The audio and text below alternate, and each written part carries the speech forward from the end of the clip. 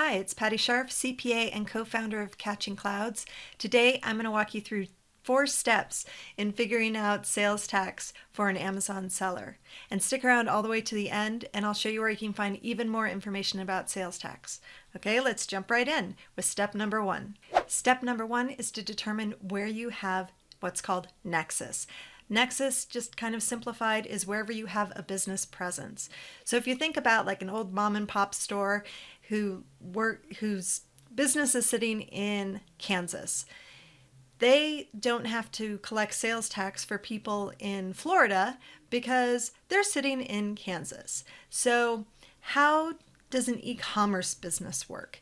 Well, they look at multiple factors, like if you have people there, so if you have employees somewhere, if you have property there, such as business assets like equipment, or maybe you own real estate, like an office building or something like that, that pretty much ties you to that jurisdiction, and the states will expect you to collect and remit sales tax. This issue becomes especially tricky for Amazon FBA sellers. So if Amazon is fulfilling your orders for you, it is taking your products and your inventory and moving it from location to location based on where their warehouses are. So you could be having your inventory placed in 25 or more different states, and that's giving you Nexus in all those different states. So if you have Nexus, you technically have a legal requirement to start collecting and remitting sales tax.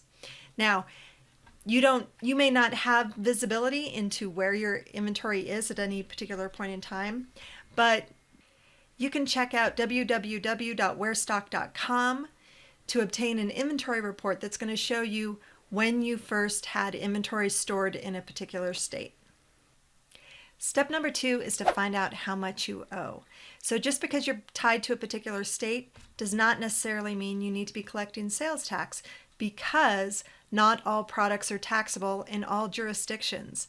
So for that, I would definitely recommend you talk to a sales and local tax expert, or you can just contact your states and find out from them which items are taxable and which ones are not. As a general rule of thumb, just so you can kind of have a guess on how much you might owe, if you're selling about $100,000 of product, you'll probably have $6,000 to $8,000 worth of liability tied to those sales. So that should give you a little bit of a range to work with. But if you haven't been collecting sales tax or remitting it, and you should have been, you can probably plan on adding on another 25 to 50% in interest and penalties for those unpaid liabilities. Step number 3 is to register and collect. So now you know where you have Nexus, where you want to register to start collecting sales tax to stay in compliance. You need to contact the state, file an application to register for a sales tax license. Keep in mind that it is illegal to collect sales tax without a sales tax license, so make sure that you take care of the proper paperwork. Once you have your sales tax license and you start collecting, you need to make sure that you collect on every channel you sell. You can't just collect on Amazon or just collect on Shopify. If you have stores in multiple different places, you have to collect sales tax for all of them. Step 4 is to file and remit. So now that you've collected the sales tax, that money does not belong to you. You need to turn it back over to the state. So you need to file regular sales tax returns. The states will tell you whether you should be filing monthly, quarterly, or annually, and you file the returns and you submit that money. Now you know the 4 basic steps for figuring out sales tax, but if you're still a little bit confused, don't worry. We have a free webinar, Sales Tax Reality for Amazon Sellers, that has a lot more information. So if you're interested in that, check down below. We've got a link that has more information for you.